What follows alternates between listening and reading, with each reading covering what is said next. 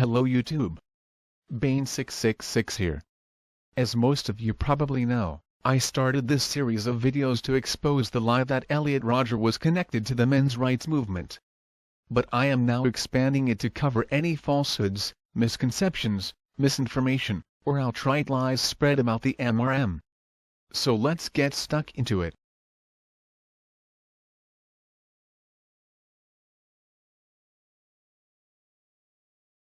So I came across this wonderful article from earlier this year, and I thought I'd share it. And by wonderful I mean absolute bullshit, and by share it, I mean put it through the old bean logic shredder. It's from Identity's Mic, which is obviously a site that objectifies women, as it has titties in the title. But on to the real joke, folks. The article is titled, "The 8 Biggest Lies Men's Rights Activists Spread About Women." Oh, I just know this is going to be good. Let's have a look at the intro. It starts with, later this month, the men's rights group A Voice for Men, F.G.M, will hold its first conference at the Hilton DoubleTree Hotel in Detroit. As part of the controversial men's rights movement, M.G.M, F.G.M questions the legitimacy of male privilege, asserting that we live in a female-dominated world and that men, in fact, are subject to widespread disadvantage and discrimination on the basis of their gender. Let me ask a simple question. It really is a simple one. If men are the privileged class, and females are the oppressed class, then why is it that the vast majority of the homeless are men? If the problem of homelessness was just an economic one, then why don't we see a more even split between homeless males and females? Why, it's almost like society is more willing to help homeless females, while not giving a shit about the homeless males. Some months ago I did a piece on homelessness, which is overwhelmingly a male problem. A social worker wrote in to say, she emailed me to say that she works that she works with the homeless, and if a homeless woman comes to her on a Friday, she has to give her clothes, money, food and accommodation. If a man comes in on a Friday, he's sent back out on the street with nothing. I mean, are we really surprised that today, for every woman who commits suicide, 3.5 men will?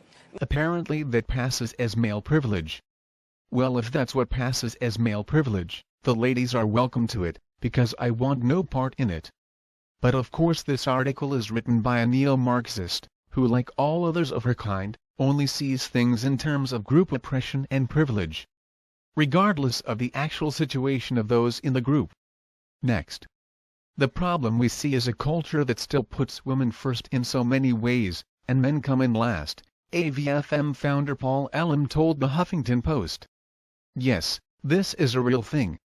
Although MRAs made headlines recently for their alleged connection to the Santa Barbara shooter, a connection many MRAs have tried to deny, this movement has been around, and infuriation feminists, for quite some time. MRAs are often dismissed as angry, sex-starved man-children, but the movement likens itself to a male response to feminism. And it seems to be becoming even more vocal in the wake of the feminist movement's new wave of online solidarity. Yep, she just had to go and do it. And now I'm required to state Bane's law. Any journalist resorting to falsely associating the men's rights movement with either the pickup artists, or with Elliot Rodger, falls into one of two categories.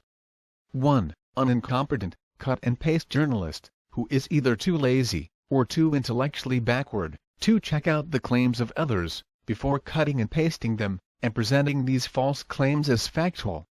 2. A dishonest, intellectually bankrupt, propagandist, who has zero interest in reasonable debate, facts, evidence, or integrity, and instead relies on misinformation, half-truths, and outright lies, to hoodwink their audience. Elliot Rodger had no connection to the men's rights movement. But this dishonest feminist propagandist does provide us with a couple of links as citations. Maybe, just maybe, she has finally found the connection between Elliot Rodger and the men's rights movement that so many other hack journalists have insinuated, but never once provided. So in the interest of fairness, and allowing her to erode her credibility even more, if possible, let's take a look. The first citation link appears in the word headlines, in the sentence, although MRAs made headlines recently. I point this out as the citation article in question was written on October 24, 2013. Which is strange as Elliot Rodger went on his murder spree in May 2014. The article, appearing on the American Prospect, is titled, "A Look Inside the Men's Rights Movement That Helped Fuel California Alleged Killer Elliot Rodger." It's strange that feminist Jacqueline Friedman would write an article about Elliot Rodger going on a killing spree, over 6 months before he went on said killing spree. And no, I haven't just turned into a conspiracy theorist, there is a simpler explanation. You see, the only mention of Elliot Rodger, apart from the title, is in the comments section. So the first citation article, which is meant to be evidence of the connection between Rodger and men's rights, is just an old anti-MRA article, with a new title designed to exploit the deaths of 6 innocent people, for ideological propaganda. So the first citation gets a fail. The next citation is to Identities Mike, with an article titled, "Elliot Rodger's Internet History Reveals Something More Sinister Than Just Misogyny." Oh okay, so this article is about Rodger's internet history. Maybe they will actually provide us with some evidence this time, as to date, it's been harder to prove than the Loch Ness Monster. Let's have a look. The article mentions numerous times that Elliot Rodger was active in both the pickup artist community, as well as being associated with PUA Hate, an anti-pickup artist site. The only time the article mentions men's rights is here. Rodger was not just angry with women. He was angry that white women would reject him for men he deemed racially inferior. Like the Ku Klux Klan and men's rights activists before him, he felt entitled to certain considerations by virtue of his whiteness and maleness, and when he thought these were being denied, he saw himself as a victim and lashed out. And some people wonder why I hate feminists. So here we have an inference, with no supporting evidence, that men's rights activists are white supremacists. Yet at no point does the article claim that Rodger belonged to any men's rights groups, sites, or forums, and it definitely doesn't supply us with any evidence. So that would be citation number 2 down. She's not doing too well so far, is she? The third citation link she provides is linked in the sentence, a connection many MRAs have tried to deny. So I guess this link will take us to an article about MRAs denying the link between Rodger and our movement, right? Well, in fact, it takes us to an article titled, "The Pickup Artist Community's Predictable, Horrible Response to a Mass Murder." Oh, she has linked us to an article about the PUA community, not the MRA community. But I guess all males who aren't feminists must all be the same, right? Yeah, right. But let's be fair and see if they mention men's rights at all. In fact, we do get a mention right here. Rodger's language is familiar to anyone who spent time exploring the pickup artist or men's rights activist communities. Predictably, we are right next to the PUAs, which we have nothing in common with. Apparently your language only has to sound familiar with it of a group for you now to be an active member of that group. And by sound familiar, what they really mean is, sounds like the MRA strawman image they have in their heads.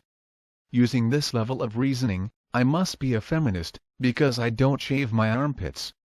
This is in fact the only mention of men's rights in the entire article. The rest of the article talks about the pickup artists. Not a surprise considering the title. So is that it? The full extent of the evidence consists of, in my opinion, he sounded like an MRA. Wow. And I guess anyone who eats sauerkraut must be a Nazi. So I guess that is citation 3 down as well. 3 failed citations in a row.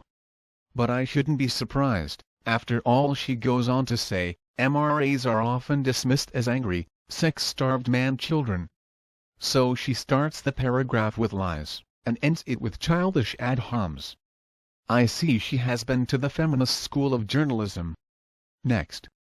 Unfortunately, despite their activist moniker, MRAs do not generally use their networks to create meaningful change.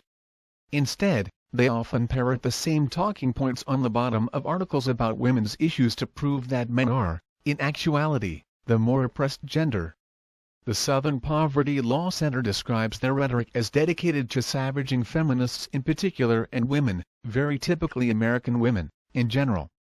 And here we go with the oppression claim yet again. It seems that I can't make a single video in this series without addressing feminists like this particular one, putting words in MRA's mouths, and claiming that we go around claiming oppression. Let me address this yet again. Western men are not oppressed, and neither are Western women. And the fact that feminists can't acknowledge the issues of others, without projecting oppression, speaks fucking volumes about their black and white, oversimplified, ideological victim cultism. As for the Southern Poverty Law Center claim, the day they start putting the spotlight on radical feminists, and radfem sites like the now-defunct Radfem Hub, is the day I start taking them seriously. Next. This is a shame. Men have real concerns, like a higher rate of workplace deaths and homelessness, as well as being subject to rigid constructs of masculinity, but the hostility expressed by MRAs towards the struggle for women's rights does nothing to rectify the injustices men may face, primarily because these injustices are not caused by women. They're caused by things like race and class, factors largely absent from most MRA discussions. They also owe much to patriarchal gender roles, the exact same roles that feminists fight to dismantle. Men who truly believe in gender equality must be tired of having these important debates constantly disrupted by those who either blame men's issues on feminism or turn them into a contest of suffering and oppression. The projection here is unbelievable. And once again, the word oppression. Let's be clear here, MRAs aren't struggling against women's rights. Wanting to ban male infant circumcision, for example, doesn't mean I want to make female circumcision legal. It just means I want both banned, that I want equality, instead of some children having their genitals hacked at, based purely on their gender. But feminists like this one don't want to acknowledge male issues, unless blaming the patriarchy of course, because it takes away from the female victim narrative that feminism is based on. Both males and females have issues, and both are capable of being either victimizers or victims. Next. Many MRA arguments are blatantly misogynistic. Ellen once wrote on AVFM's website that drunk women are freaking begging to be raped, but the more dangerous ones have an air of credibility that serves to insidiously legitimize the broader movement. Okay, for the most part, I really like Paul Elam, and respect his work. I'm a big fan of the Google Hangouts he does with Dr. T and Dinas May. Not to mention respect the hard work he put into the first International Men's Rights Conference, which although it got much biased and inaccurate media attention, it at very least forced our opposition to acknowledge that men have issues too. And I consider this a big step forward, still a long way to go though. But having said all that, I have to say that the Paul Elam article in question has not done men's rights activists any favors. Unfortunately, that one article will be quoted ad nauseum for forever and a day as the typical MRA mindset, when clearly it's not. I can understand wanting to stir the pot and shake things up. Hopefully it's something I do on a regular basis, but there is a point where this does become harmful and goes too far. And even if the intent was good, it's still overshadowed by the negative. So I'm guessing most of you haven't read the article in question. And it's since been removed from AVFM. But the citation on the Identities Mike article does have a segment from it. It reads, I have ideas about women who spend evenings in bars hustling men for drinks, playing on their sexual desires so they can get shit-faced on the beta dole, paying their bar tab with the pussy pass. And the women who drink and make out, doing everything short of sex with men all evening, and then go to his apartment at 2 a.m. Sometimes both of these women end up being the victims of rape. But are these women asking to get raped? In the most severe and emphatic terms possible, the answer is no. They are not asking to get raped. They are freaking begging for it. Damn near demanding it. And all the outraged PC demands to get huffy and point out how nothing justifies or excuses rape won't change the fact that there are a lot of women who get pummeled and pumped because they are stupid, and often arrogant enough to walk through life with the equivalent of I'm a stupid, conniving bitch please rape me, neon sign glowing above their empty little narcissistic heads. I also managed to find this segment, which puts the first in greater context. I don't mean that in the sense that they are literally asking men to rape them, though this clearly does happen outside the context of this post. What I mean is, do women who act provocatively, who taunt men sexually, toying with their libidos for personal power and gain, etc., have the same type of responsibility for what happens to them as, say, someone who parks their car in a bad neighborhood with the keys in the ignition and leaves it unlocked with the motor running? Obviously, we still blame the car thief for the actual theft, but don't most of us turn to the person who owned the car and at least want to ask, what the fuck were you thinking? Wouldn't the insurance company take a dim view of paying a claim in the midst of such stupid irresponsibility? We should, though, also remember that at least the guy who set himself up to have his car jacked wasn't doing anything sinister to begin with. Stupid, but not sinister. We can't say the same for some of these women. In that light, I have ideas about women who spend evenings in bars hustling men for drinks, playing on their sexual desires so they can get shit-faced on the beta dole, paying their bar tab with the pussy pass. And the women who drink and make out, doing everything short of sex with men all evening, and then go to his apartment at 2 a.m. I do understand Paul's point, one of personal responsibility. Unfortunately, it's going to be forever used against him, and the men's rights movement. And it does actually sound a lot like the words of a famous feminist, who is also one of feminism's greatest critics. Camille Paglia, by title Professor of Humanities at Philadelphia's University of the Arts. By growing reputation, the scourge of American feminism. By self-assessment, America's leading female intellectual.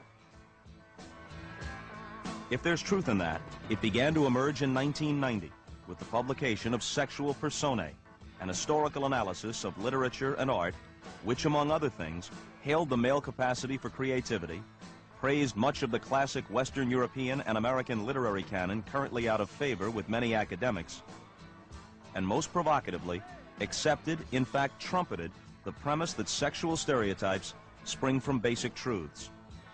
She considers herself a passionate feminist, a champion of opportunity, individuality, and choice, but contends that modern feminism has fast descended into dogma, intolerance, and male bashing. Tonight, Camille Paglia. Almost everything you say and write causes outrage. In fact, it seems as if a lot of it is calculated to do so, but maybe the single greatest furor is over your comments about date rape. Want to elaborate? Well, my new book, the new collection, Sex, Art, and American Culture, contains the original date rape essay that started this all. Most people have only seen scattered references to my theories. They've never seen the full, long essay, which begins, rape is an outrage that cannot be tolerated in civilized society. Rape is, of course, outrageous. What I oppose is this endless scenario and hysteria over date rape, which I think is quite a separate phenomenon that's coming from a kind of white middle-class feminism trying to gain control over men and portraying all of men as rapists, and all of human history is nothing but a record of rape. Now today in certain campuses you can be charged with rape merely for making a vulgar comment about a woman's behind. I think that Wait a minute, you can be charged with rape or sexual harassment? Sexual harassment. All right, but it is considered, it is defined as rape. Many radical feminists define verbal sexual remarks as a form of rape. It is extremely bad. You cannot believe how bad it's gotten, right? And wherever I go, this is the charge issue everywhere. It's now wildly out of control. So that people now, far from creating a better situation for rape victims, now it's so out of control that rape has become a joke. No one believes it now. Now, the minute you hear a date rape charge, it's sort of like, oh, right, and so on. And this is cutting down on the proper outrage that we should feel and the proper sympathy for authentic rape victims, which for me is usually stranger rape, or it's a case of a gross intrusion of sex into a non-sexual situation. I support sexual harassment guidelines, but I feel, again, even those are being carried out of control. I do not think that Anita Hill, for example, was a victim of sexual harassment. I reject her claim. Let's come back to Anita Hill in just a second. We do want to get to that. But let's set up two possible scenarios. I can see someone saying, all right, a woman goes out with a man, they wind up in a sexual situation, the signals are ambiguous, he has reason to believe that she thinks it's okay, she later interprets it differently, maybe even differently than she felt at the time, and places a different label on it, and these are no sorts of guidelines to run a railroad with. Right. I can understand that. On the other hand, I don't think that to qualify as rape, somebody has to jump out of the bushes carrying a club. What if we're out on a date, and you've consented to go out on a date with me, we have a conversation, we wind up back at my room. Just because we're in my room doesn't mean you've consented to anything that I can impose upon you. I disagree with this. I feel that, again, through my study of history, that unchaperoned dating is a relatively recent phenomenon, and it's largely confined to the industrialized democracies. I feel that every day is potentially a sexual encounter. What else is it, all right? If a woman is not interested in sex, she must signal that from the start. She should not be going to a man's room alone. She should not be getting into a car with a strange man. These people can be Ted Bundys, all right? Look, we have to go back to the fact that it was my generation, the 60s generation, that broke all the rules. When I was in high school in the early 60s, we were protected as young women. We were expected to be virgins. Only tramps went to bed with the young guys, right? Now, in college, we're the ones who said to the campuses, get out of our sex lives. We were imprisoned in all-women dorms. We had to be in 11 o'clock at night and sign in. We said, let us make our own mistakes. They said, it is dangerous. You will be raped. We said, the price of freedom is risking rape. Now, what's happened today is that young women have inherited the freedoms that my generation won, but they do not realize that with that freedom come risks and responsibilities. Now, again, I'm saying sex is a dangerous and unstable, it's a combustible force. You cannot predict how someone is going to behave. A very rational person, male or female, can suddenly behave irrationally if you push the wrong button, because all kinds of things come flowing out of you that are nonverbal, that are beneath the conscious realm. But Freud was thrown out of the feminist movement 20 years ago by Kate Millett, who declared him a sexist. So what I'm saying is that we're not even aware of things which can suddenly erupt up. All right, things can lead. I mean, gay men have known for centuries that the price of sex can be death. Gay men, since the time of ancient Rome, were going down to the docks, into the alleyways, and ending up beaten up and dead. All right, what is this sentimentality that the glorious Steinem wing of feminism has created around the issue of sex? It's supposed to be completely this totally risk-free cotton candy thing. Everything is wonderful, and the slightest thing that's disturbing or abusive is somehow, it's always coming from men. Men are generating it. I am saying women are giving signals, nonverbal signals that they're not aware of. Okay, if a girl goes to a fraternity party dressed like Madonna, is drinking 11 tequilas, and goes up to a man's room, she is communicating below the level of language. I'm sorry, it does not do any good to say no always means no. Now I'm saying no. To go to a man's room is, in effect, to consent to sex. This is what I want to bring back. Right? I'm pro-sex. I'm saying go with it. Go with it, girl. Okay? Go with it. Have the adventure, but stop whining when you wake up hungover the next day, and he doesn't call, and he doesn't send flowers, and then the feminists come around and convince you you've been raped. So if I call you up for a date, and I pick you up and you get in the car, have you now placed yourself in such danger that no matter what I do, you've got no claim against me? No, but what I'm saying is that my number one concern is the dignity and freedom of women. Right? I'm saying the dignity and freedom of women will not be achieved by overprotection of women. Right? It will be achieved by women taking personal responsibility for themselves and deciding what they want, and being upfront about their sexual desires. I want women to want sex as much as men want sex. That interview was from the 90s, by the way. The topic of rape will return later in this video. But for now we need to move on, as we are over the 20-minute mark and have only dealt with the intro. So let's finally get to number 1 on the list of 8. These are just a handful of the most pernicious myths put forth by MRAs to convince the world that white, cis, heterosexual guys are the ones who really have it bad. 1. Feminists hate men, and are out to turn the world against them. Oh boy, let me guess, no feminist has ever said hateful things towards males as a group, probably followed up by something about patriarchy. Let's see. Misandry is too often employed as a catch-all to belittle women's arguments surrounding the patriarchy. But, as Shailene Woodley recently discovered, feminism has nothing to do with hating men. Feminists don't like misogyny and sexism, and sometimes men may be proponents of both, unwitting or otherwise. It's important to recognize this when it happens. Oh, I see, so feminists don't hate men, they just criticize individual men because those men deserve criticism. Which is a very interesting argument to use, as whenever an MRA, or just men in general, criticize the words or actions of a single feminist, they are accused of being misogynists, and hating every woman everywhere, who has ever existed, or ever will exist. So feminist math goes like this. Criticizing one woman equals criticizing all women, But criticizing all men equals only criticizing the bad men.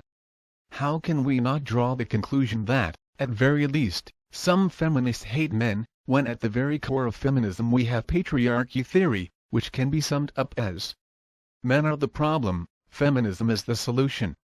Need I mention the term, toxic masculinity? And ironically, one of her citations is to an article by Jessica Valenti, the very same Jessica Valenti who wore a "I bathe in male tears" shirt. Because making fun of male pain and issues is an act of love, right? I wondered how feminists would react if the word male was changed to African American. Now it sounds offensive, right? And so it should. What if you changed it to female, or Jewish, or gay, or any group other than male? Now I know the standard response to this is, males are automatically privileged, blah blah blah, therefore their pain doesn't count, blah blah blah. Yeah, right, but of course to make this argument you would have to ignore the extremely high male suicide rate. If all males have it so great, then why such a high suicide rate? So instead of acknowledging and addressing male issues and pain, feminists like Valenti make fun of it. Yeah, I can think why some people would consider feminism a hate movement. But I'm just warming up. Next. The stereotype of the man-hating feminist exists in part because of a small number of outspoken women whose views most would argue do not align with feminist ideology, as well as the mistaken assumption that feminists view the male gender as inherently evil. This is simply false, and assertions that not all men are part of the problem are disruptive and unhelpful. And by a small number, what she means is, the vast majority of academic, political, and journalistic feminists in positions of power and influence for the last 40 years. So her introduction falsely associated Elliot Rodger with men's rights, as well as inferring that a single article by Paul Elam was indicative of the entire movement, and she then goes on to sweep 40 years of ideological feminist hate under the proverbial rug, because you know, feminism is all warm hugs and sunshine. Fucking amazing. The hypocrisy is astounding. So here we have some more feminist math. 1 non-MRA plus 1 real MRA equals all MRAs everywhere. But 80% of influential feminists equals 0.000000000000001% of feminists. Next. MRAs also may think feminists hate men because they do not devote equal attention to their problems in feminist spaces. It's essential to recognize that patriarchy hurts men, too, as will be explored throughout this post, but the fact that it hurts women should be enough to spur social change. Our experiences matter, and, as a historically marginalized group, we still need the space and time devoted to addressing issues as they specifically affect us. Oh, I see. So men need to take a seat at the back of the bus, because women's needs and issues should be taken care of first. What a perfect plan for equality, where you judge the worthiness of someone's issues and pain, based solely on what group they belong to. Doesn't sound bigoted at all when put it like that, does it? But let's have a little look at some of the misandry spread by feminists online, before moving on to number 2.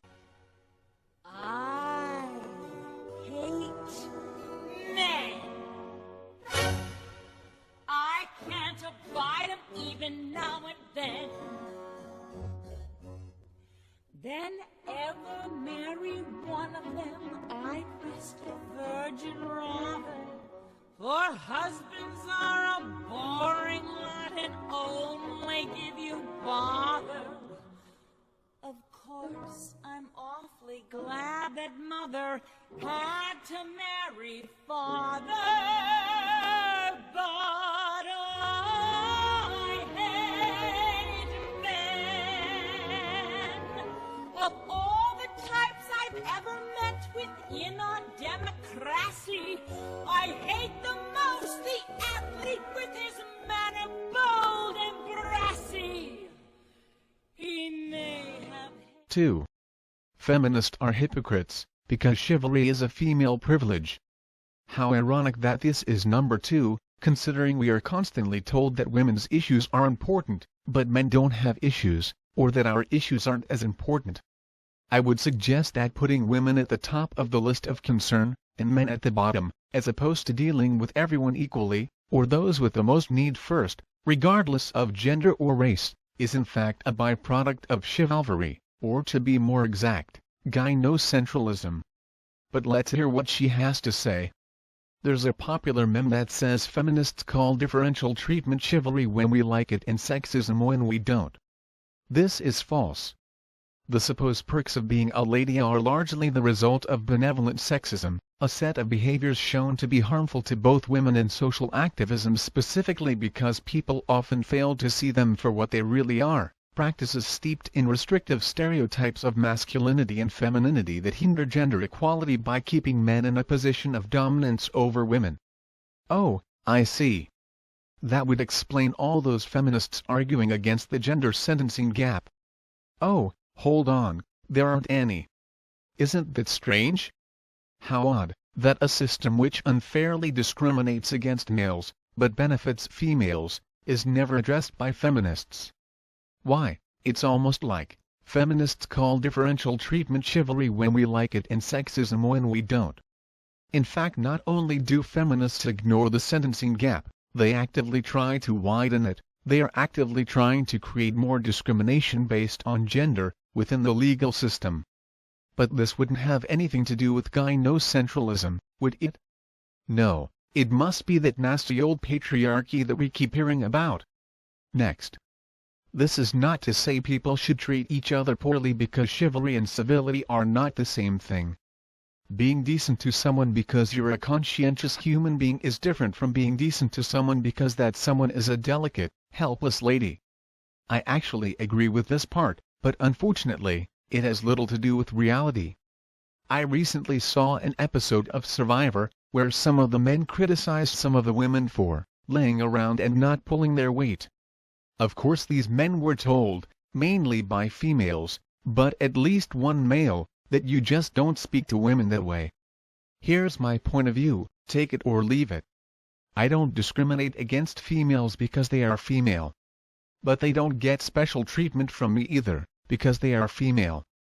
Equal means fucking equal. That doesn't mean that I don't take someone's circumstances into consideration. For example, I might offer my seat to an elderly lady on the train, but I would do the same to an elderly man. And a young fit, able-bodied woman would be no more entitled to my seat than I would.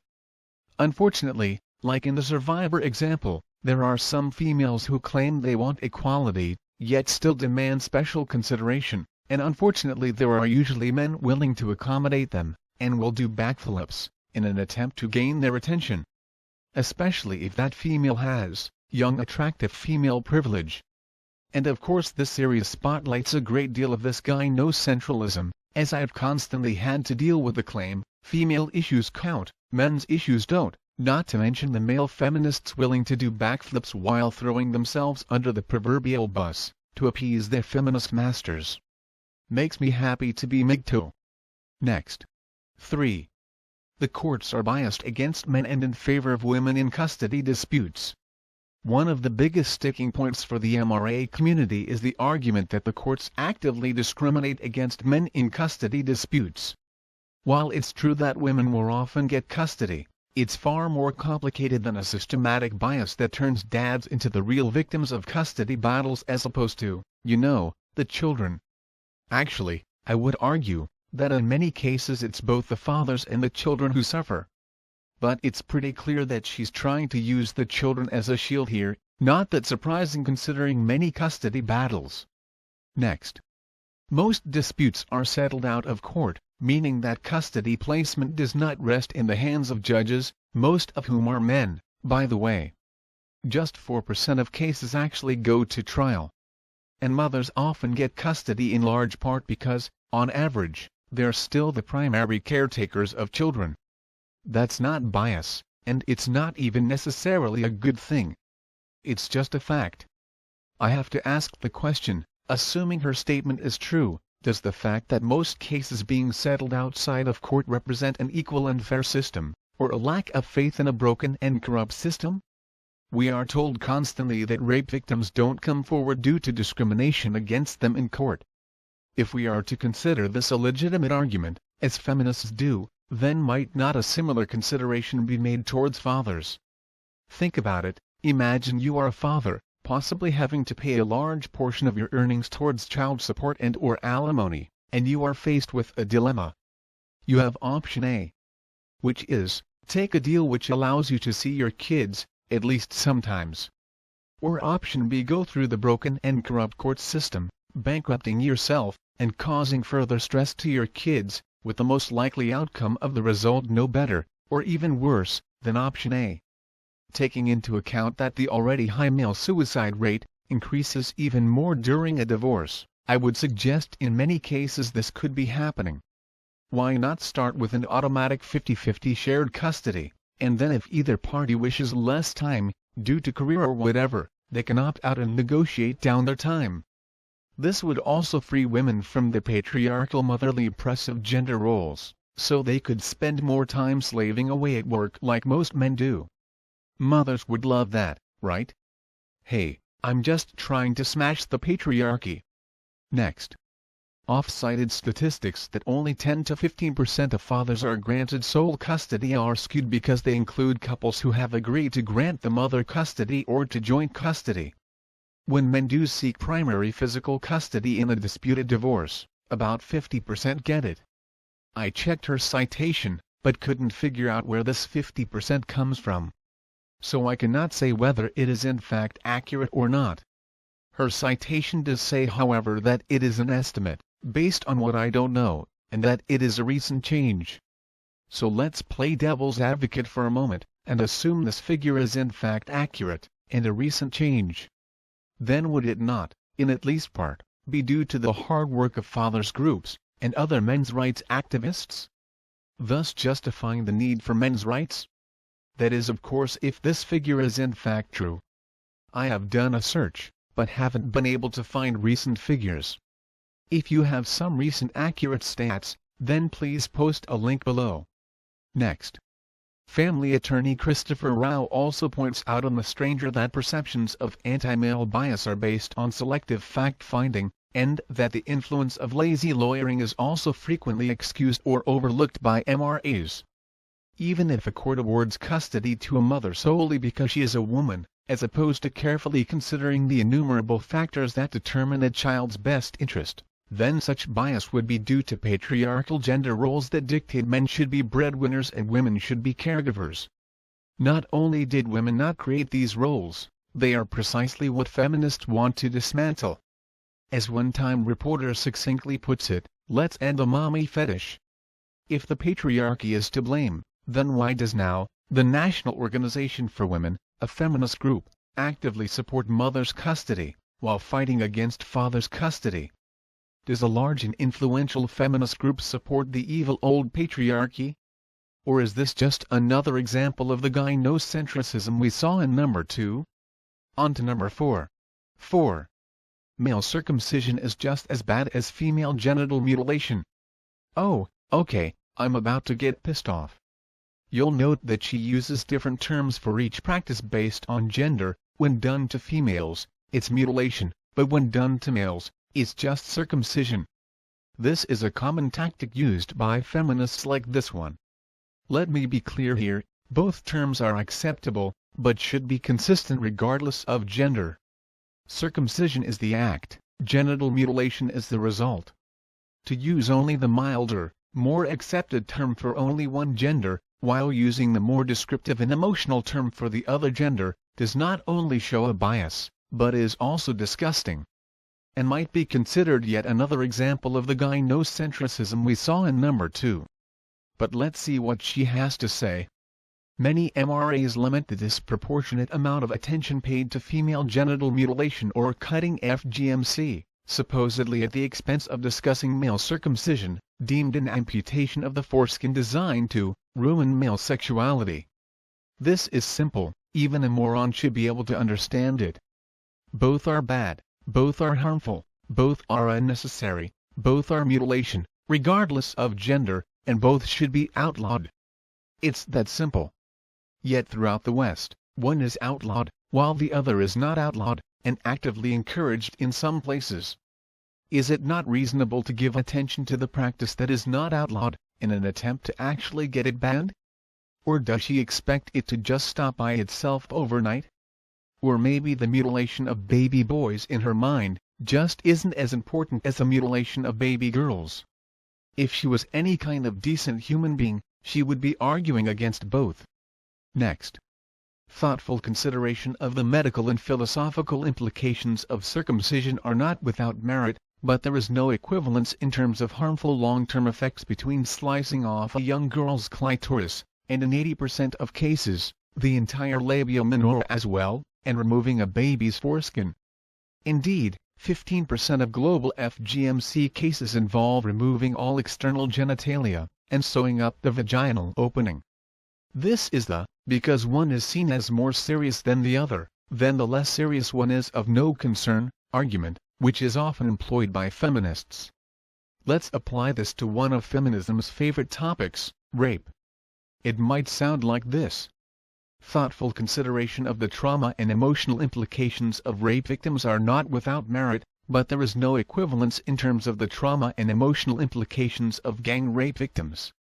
After all, everyone would agree that gang rape is worse than just your normal average rape. Therefore we should only ever talk about gang rape victims, in any discussion about normal average rape victims, despite the fact that they are more plentiful, is just a form of derailing. How do you think feminists would react to that one? Because that type of argument is exactly what we are seeing here.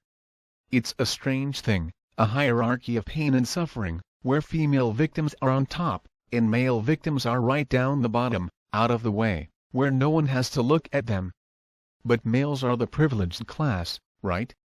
As for the rest of her claims here, yes, female genital mutilation is horrendous, and some forms are worse than male genital mutilation, but not all.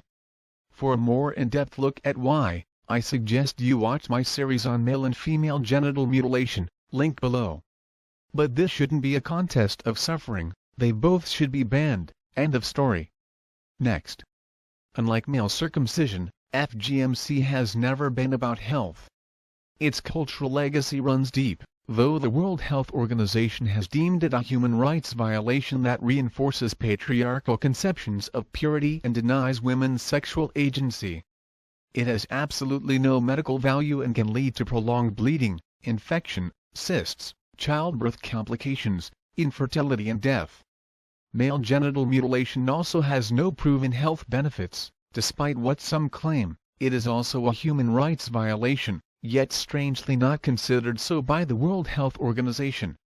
It also has absolutely no medical value, and can lead to prolonged bleeding, infection, amputation of the penis, deformity, infertility and death.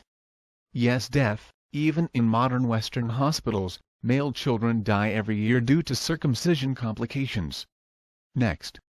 Many studies have found male circumcision, on the other hand, to have a low complication rate, and that it may reduce the risk of getting or spreading HPV, HIV, herpes, syphilis and UTIs. A systematic review of the highest quality studies on the practice also concluded that it has no adverse effect on sexual function, sensitivity, sexual sensation or satisfaction. All of which is 100% grade A bullshit. Once again, if you haven't seen them already, you should watch my series on circumcision, links below, as I debunk all this bullshit in great detail. Next. The point here, ultimately, is not to debate the medical necessity of the practice. Those looking to contemplate the bodily autonomy of infants are not without feminist allies, but commandeering conversations about F.G.M in the name of male circumcision is seriously misguided. Wow. What a bitch. So to sum up, talking about an issue that affects both genders, is commandeering the conversation away from female-only victims, and is therefore, misguided. Wow. Once again, it sounds an awful lot like the gynocentrism of point 2. Once again, it's proof that feminists like this one, aren't interested in actual equality. If they were, then they would give attention and consideration to all victims of genital mutilation, and try to outlaw the practice for everyone. Well folks, I'm at the 45-minute mark in this video, and I still have 4 to go in the list. As I try to keep these videos under an hour, I think it's best to continue them in the next episode, especially considering 2 of the remaining 4 concern rape, and will take a bit of time to go into. So until the next episode, have a look at this.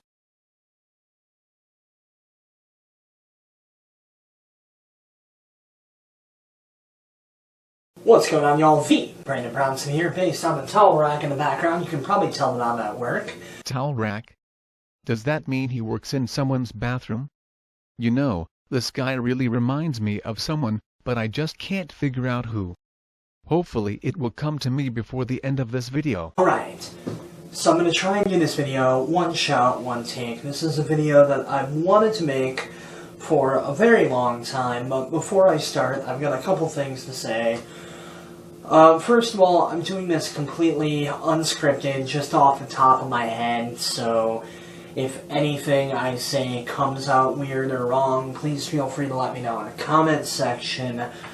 To anyone who is watching this and decides that they want to try and be a trolling fuckwad, I will happily block you. I will block you without a fucking second thought. If you have any, constructive criticism toward my video, if you have any constructive counter-arguments toward my video, I invite you to leave them down below. We will discuss it, we will debate it in a civil manner. Oh. This actually sounds hopeful. He wants to have a civil conversation.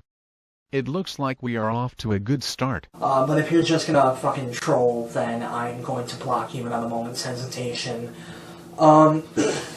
I wanted to talk about the men's rights activism bullshit that's been going on as of late. Well, that didn't last long. He starts by asking for civil conversation, and then proceeds to call his opponent's position bullshit, as his first argument. Clearly he doesn't understand the meaning of the word civil. Oh well, the gloves are off now. So, to fill you guys in super duper quick on what that's all about.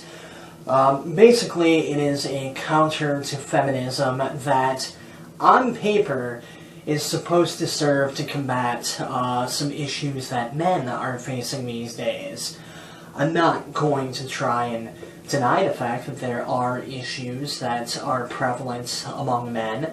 Prostate cancer, circumcision, the right whether or not you want to be circumcised. Okay. He gets a couple of points here for actually acknowledging men do have issues. I'll give credit where credit is due, as long as he doesn't follow up with a, but it's all the fault of men, argument, or the patriarchy argument, as they will both lose him points. Anyway, let's see. Traditionally, black men, men of color, are a million times more likely to be harassed by police unjustly. Men of color serve longer prison sentences than white men of color than white men who are charged with the exact same thing. This is in fact true. Black men are more likely to be arrested, charged, put on trial, found guilty, and receive a longer sentence than white men who have committed the exact same crime. But this is actually only half the story. Because white men are more likely to be arrested, charged, put on trial, found guilty, and receive a longer sentence than black women, who have committed the exact same crime. And the group that is least likely to be arrested, charged, put on trial, found guilty, and receive a longer sentence if found guilty, are white women. So let's put them in order of most likely to least likely. First we have black men. Then white men. Then black women. And finally, white women. This is a sentencing gap. And gender is actually a bigger factor than race, although race also plays a part. If race was the main factor, as opposed to gender, then black women would be treated harsher than white males in the legal system. I'm not trying to diminish the race factor, by the way, I'm just pointing out that gender is an even greater factor.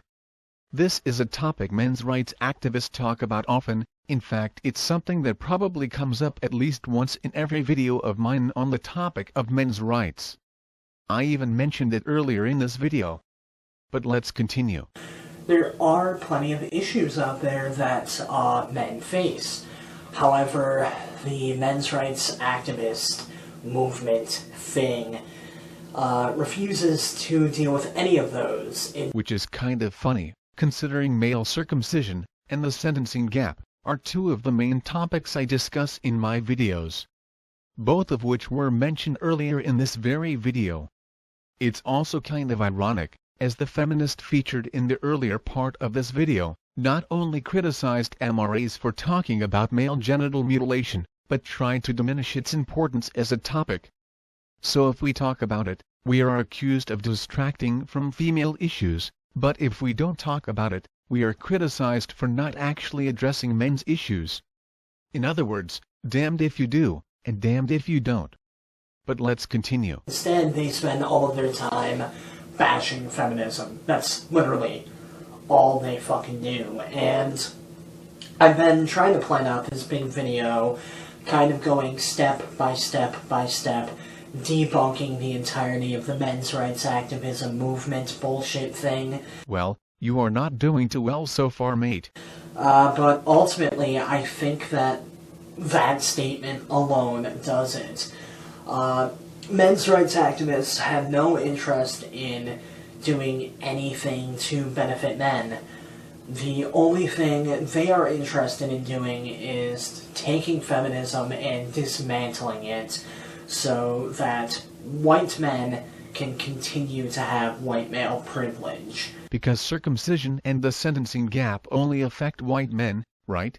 That's all they fucking do. They have no interest in setting up shelters for male victims of domestic abuse. They have no interest in donating money toward prostate cancer research. They have no interest in any court battles. Usually the courts do favor women when it comes to custody battles, which, by the way, we have the patriarchy to thank for that. And don't forget to thank the National Organization for Women as well. So to anyone who is trying to say that the patriarchy isn't responsible for 90% of the issues that men face these days, yeah, I knew he'd eventually get around to this argument. Newsflash, patriarchy. Yeah, that's really all I have to say on the matter, and it feels good to be doing this video. For a very long time, even thinking about this men's rights activism movement left me frothing at the mouth. It could be rabies. It would account for his incoherent rambling. Nah, probably just feminism. So angry I can't speak because of how ridiculous it is. And it feels nice to be able to completely debunk it in under 5 minutes now. Oh. Is that what you think you just did? Well, that's embarrassing. I'll stack my tens of hours of debunking feminism up against his 5 minutes of debunking men's rights any day. And here I am at the end of the video, and I still can't figure out who this guy reminds me of. It's going to be one of those things that drives me nuts. Anyway folks, that's it for another video, so always remember, don't drink the poison Kool-Aid.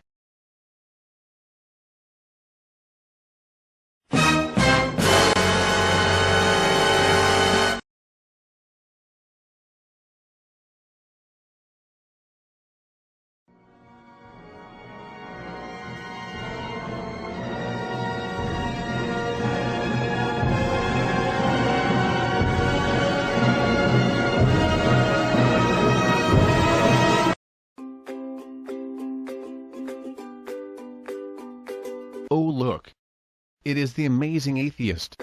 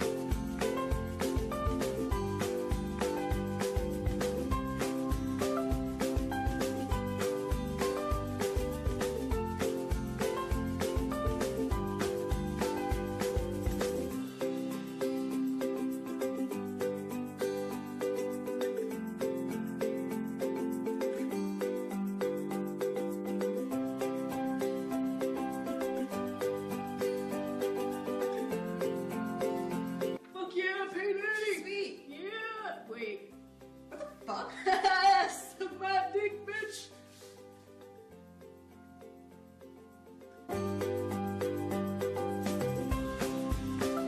So the pay gap, like, really, it just doesn't exist. Like, women just choose to get paid less because they, like, have babies and stuff, but, like, the pay gap really is just more like feminist propaganda made by the feminazis.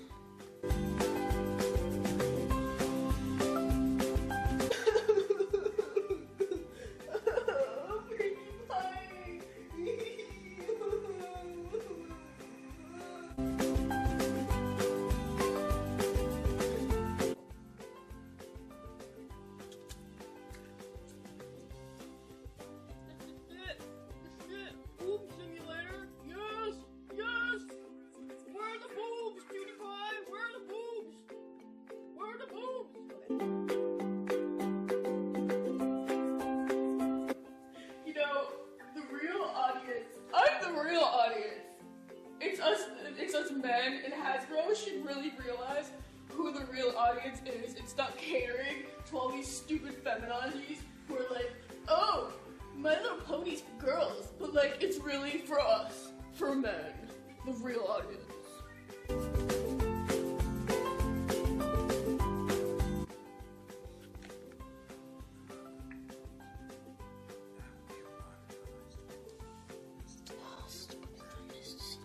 That would be the result of no government, which sadly many activists are incorrectly promoting, and they really need to stop, because without a government to protect the Constitution,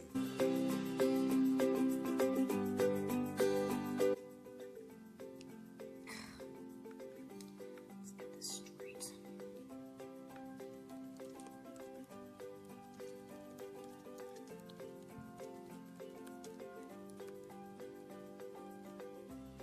Ask anonymously.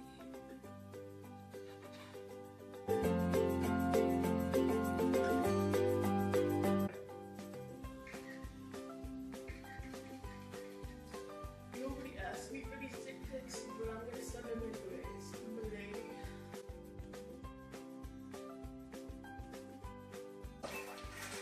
Oh. Yeah, totally rape you! So gay. Yes, yes. Pony noobs. Pony noobs. Headshot. Oh, what the hell, man? I was lagging. Oh, so gay. Oh.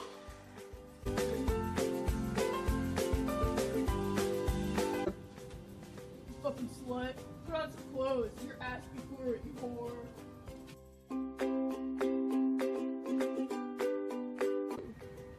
Hey there, pretty lady.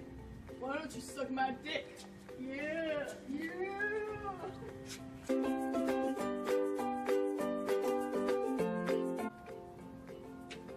Hi.